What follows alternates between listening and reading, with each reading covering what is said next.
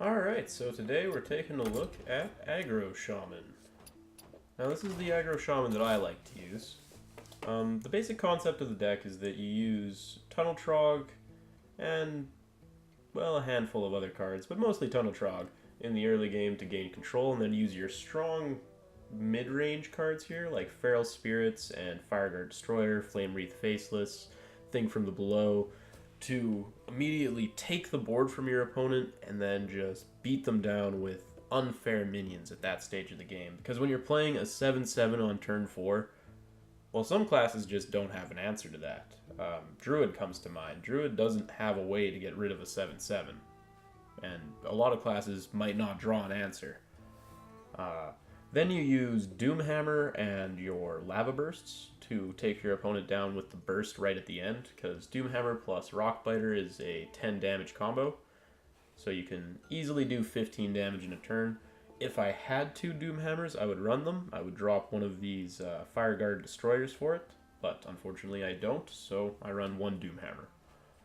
The deck itself is very powerful against control, because your overload mechanic means that you can have much higher tempo turns than a control deck can deal with, and that allows you to whittle your opponent down low enough that your burst can just kill them. It's very tough for them to establish a board and to heal fast enough against Aggro Shaman, and it leads to one of the scariest matchups for almost all control decks out there. In my opinion, Aggro Shaman is the strongest control deck, strongest aggro deck against control. Now, my deck has a couple of odd changes compared to your typical aggro deck. So I run a Lightning Storm and the Fireguard Destroyers, which you don't usually see. Usually instead you'll see Flame Jugglers and Argent Horsemen. But I find that Lightning Storm serves as a good answer to a lot of the aggressive decks I've been seeing, and I enjoy having the strong 4-drop consistently by having the Fireguard Destroyer, which, well, not as good as the Flame Wreath Faceless. It is situationally better in that you can prevent yourself from being overloaded for 2 on your following turn on turn 5. So you can go turn 4 Fireguard Destroyer, turn 5 Flame Wreath Faceless, and then turn 6 Fireguard Destroyer again. And that's really tough for your opponent to deal with. So let's take a look at just a more standard aggro control deck, or aggro shaman deck. This is Soddle's Shaman. He claims for team complexity, and this is just a bit more average of the deck. You have Sir Finley to try to fish for the Hunter or Zoo hero power, and then you have no Faceless, no Thing from Below, and you also don't have the other 4-drop. I find Thing from Below is actually very strong at stopping other aggro decks, and that's a lot of the subtle changes I made to my Shaman list, because I find that Zoo and Divine Shield Paladin roll over aggressive Shaman 9 times out of 10. And yes, you can sort of help yourself out with the Sir Finley trying to dig for some sort of other hero power to keep up, but I find just having the 5-5 taunt and the Lightning Storm is very strong, and the 5-5 taunt proves to be pretty good in the control matchups as well, as long as you have a couple extra 4-drops to kind of lengthen out your hand, because that is the problem that a lot of Shaman decks have, is that you run out of cards very, very quickly. And Ancestral Knowledge is great for that, and in these more aggressive ones, they only usually run 1 copy, but I run 2. Oh, also, as a note, this Lava Shock shouldn't be there. It's actually an Eternal Sentinel. I just only have the 1 Eternal Sentinel. But that's how Aggro Shaman works. You just beat them down with some very cost-effective minions, and then use your burst to kill them right off. It actually requires a little more thought than your average aggro deck because of the overload mechanic, but it's aggro, so it's not too complicated, and generally it's just a lot of fun to play. So let's take a look at some games.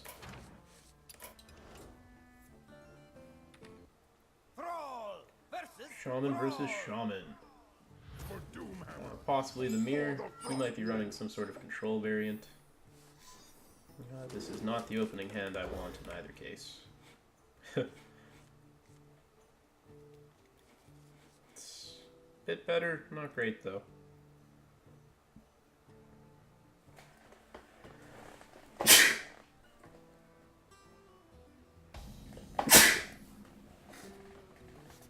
That's a good card to draw, though.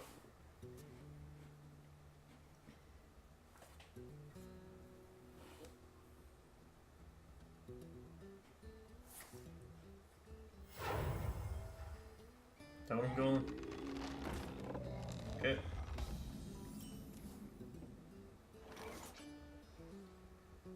Three-two just dies to it. Overloading is bad, so we're just gonna totem. Lowers the cost of Thing from Below by 1. It's now a 5 cost.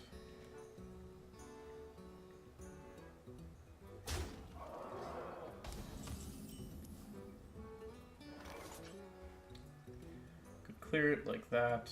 Could overload ourselves to 2, giving us 2 mana next turn.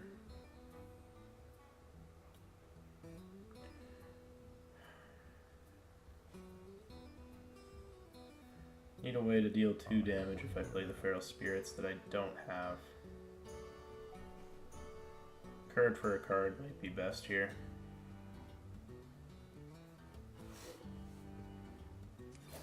I think I'm just going to eat the damage, and then next turn, hopefully, well, next turn I'll play the 7/7, and just hope he doesn't have the Hex.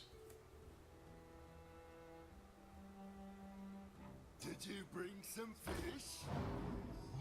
Okay. Ooh, never lucky.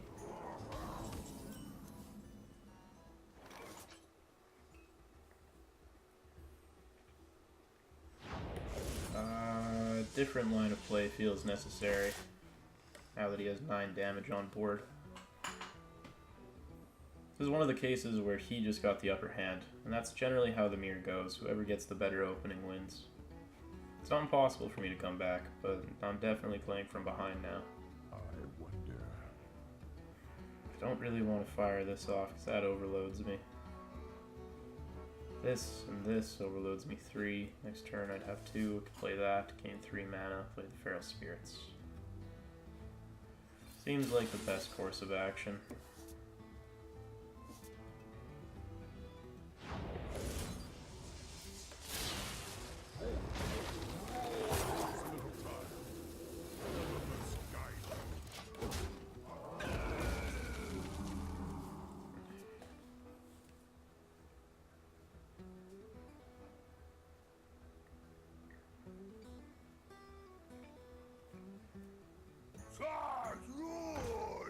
Sentinel will get me 3 mana.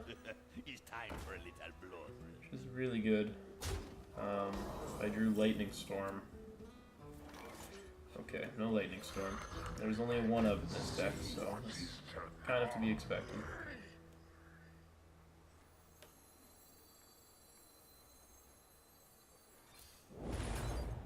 Job's done. Still fighting for that board.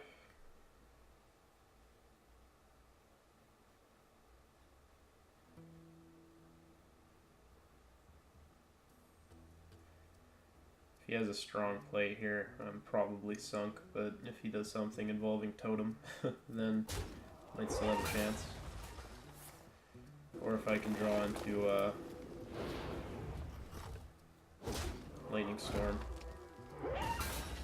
Especially if he chooses to leave things up. Okay. Oh, this does not look very good. Even drawing and I'm still dead. Lava Burst for 6, which isn't good enough. You can't roll the totem you already have. In case you were unaware, so I can't roll another spell damage to bump it up to 7. It's impossible. So I think, because that's 10, 13, he's 2 off lethal. What I have to do is clear the Trogzor with the Fire Blast and throw it to 1/1 if I want to have a hope of staying alive.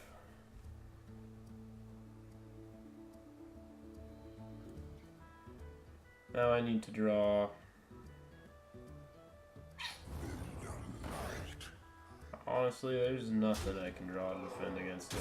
Thing from below. Thing from below. Yeah, if I drew them twice. By ancestral knowledge into 2 of them.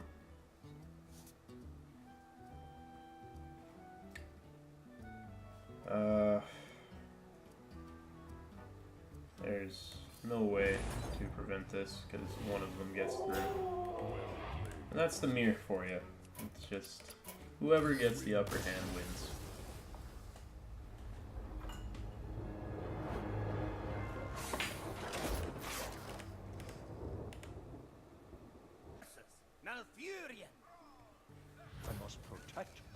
Okay, so we're up against a Druid.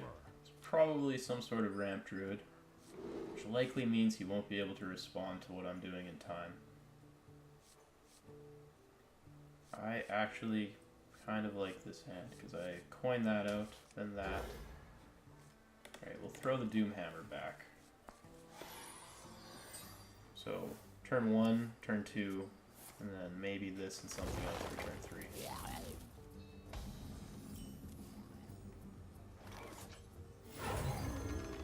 Still think I want to overload myself.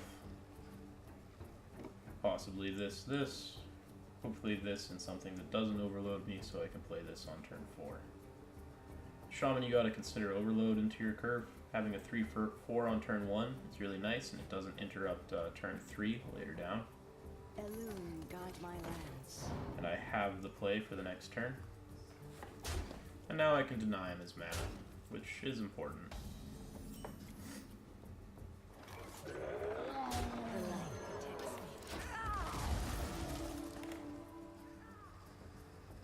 And now, I can potentially clear whatever he plays here with the Argent Squire. Do you hear its call? Probably clear whatever he plays here. Okay. Listen closely.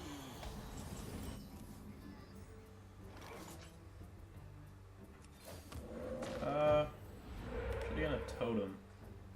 Hide the flame totem. Rock Biter. Clear. So it's a Cthulhu Druid. This is a pretty common deck to see on ladder.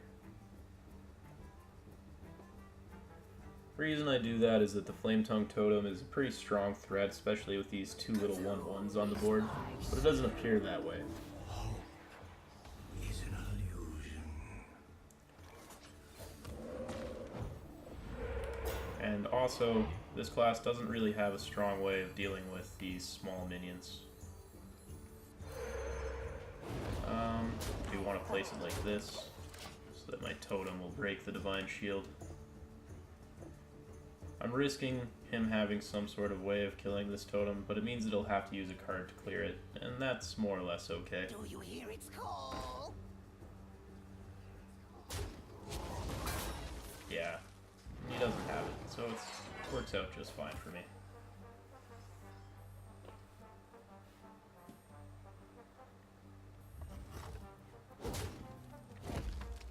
Okay, and he hits the 1/1. Listen closely. That is all pretty fine. Well, I do want to keep this alive. The only way I could do that is if I roll the Taunt Totem, and that's just really unlikely. So I think I'll just have to kind of bite the bullet on it. Play this.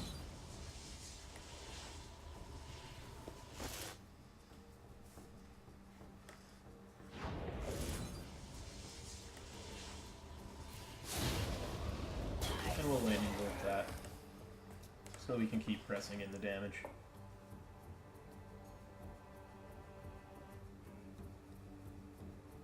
The sleeper has a Good chance he clears that this turn. Okay. Remember, you're the aggressive deck here, so he has to clear you, not the other way around.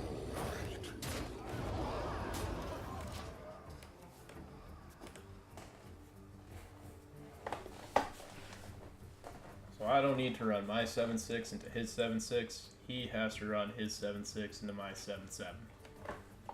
And that's just dandy.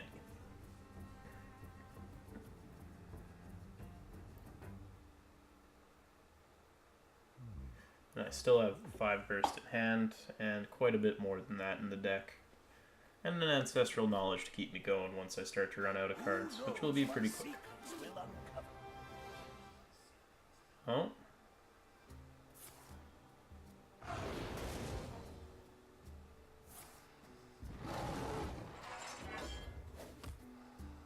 sure why he chose to do that.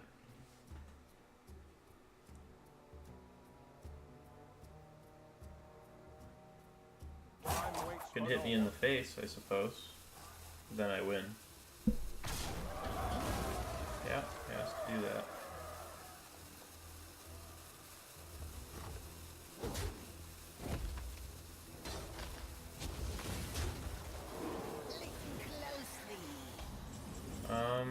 There's the potential of the 2 Twin Emperors next turn.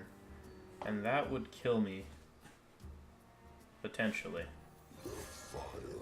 But I don't think... I think I have to play fearlessly.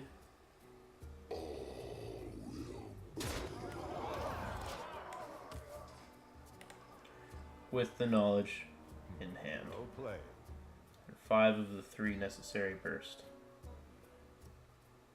Well played. Says well played. You have Cthulhu? Okay. Yes, Cthulhu.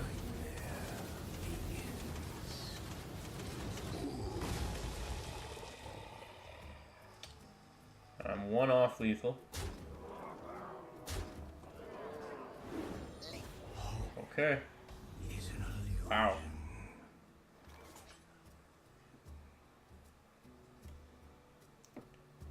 So we need to draw into Lightning Bolt.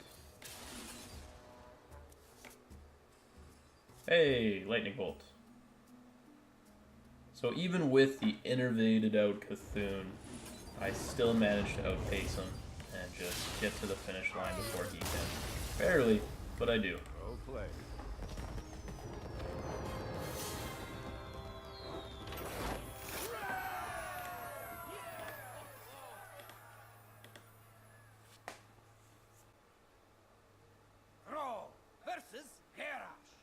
Alright, we are playing a warrior. For Doomhammer. Hopefully we can outpace them and avoid a lot of the clears that come from them.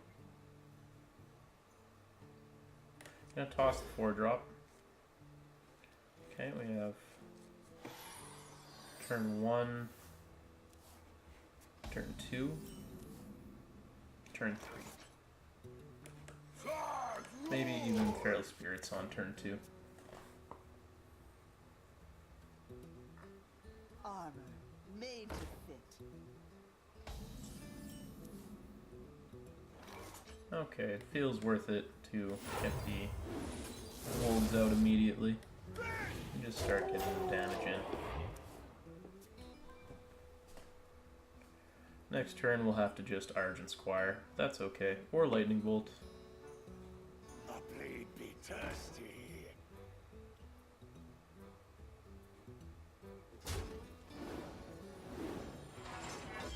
Okay.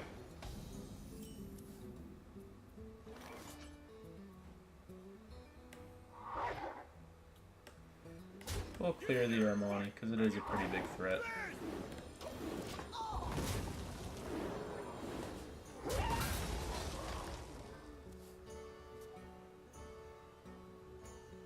That was probably unnecessary. May have been able to go face, but I've had sour experiences in the past with it. It's a bit of my own bias getting through, though, I think.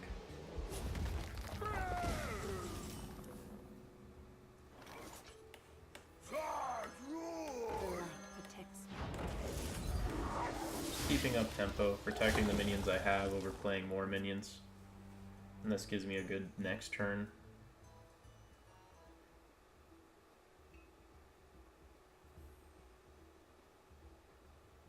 Let the pain speak to me. Okay.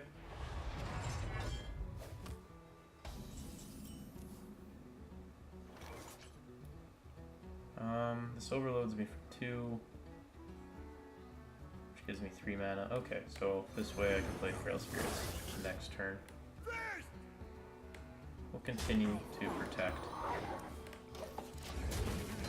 Trying to ensure as much overall damage as possible, as quickly as possible.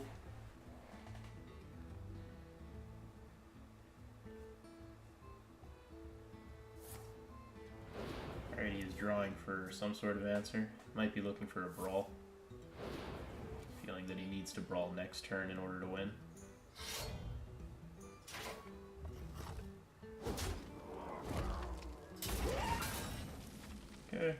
Memorial Spirits is nice here. I haven't played a single totem this game, just haven't had time.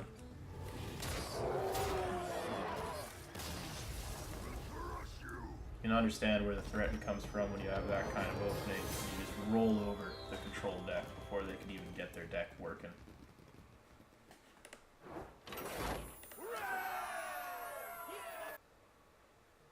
Crawl versus Medivh! Okay, so we're playing some sort of mage.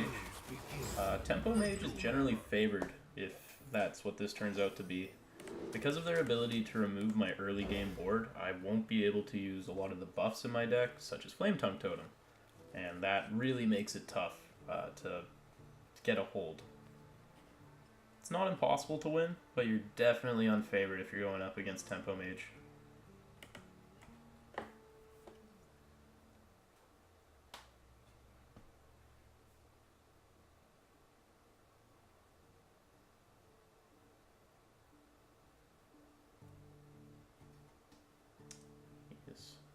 Deeply considering his hand, deciding if there's anything of value.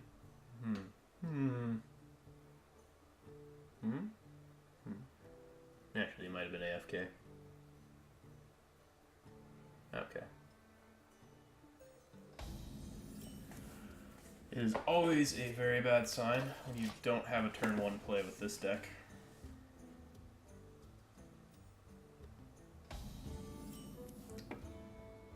Or a very good turn 2 play, really. So I don't want to play out the Totem blind. Hopefully Totemic can pick up some of the slack here. I'll be just like you. Did you bring some fish? Totemic can pick up some of the slack here. Alright, excellent.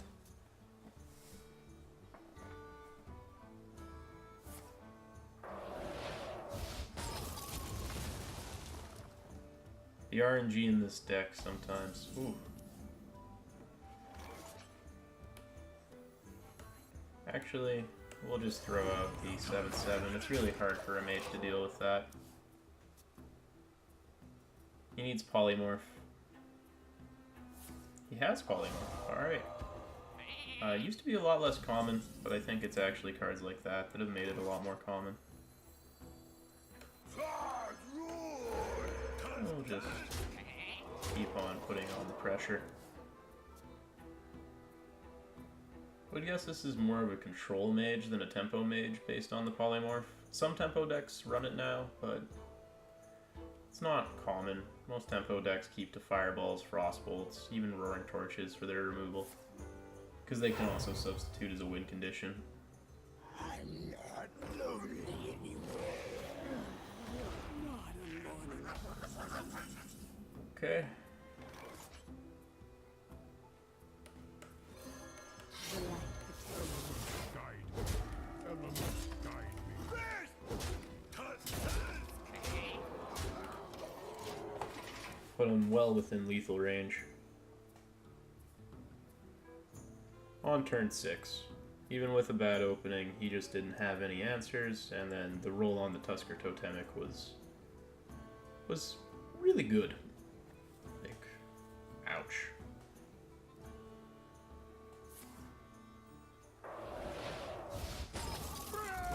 He needs to heal and freeze my... Well, no, he needs to heal. And then probably freeze my face as well, so Frostbolt... No, there's no way you can do it now that he's used 2 mana. Clearing my board isn't good enough. I win just with Doomhammer so far. Oh, that's pretty nice. Well, I mean, that looks hopeful to him. He did a pretty good job of clearing my board, preventing all that damage.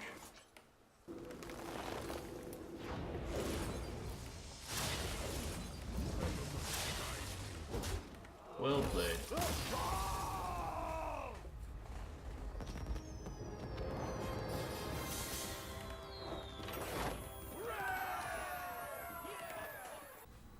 So that was Face Shaman.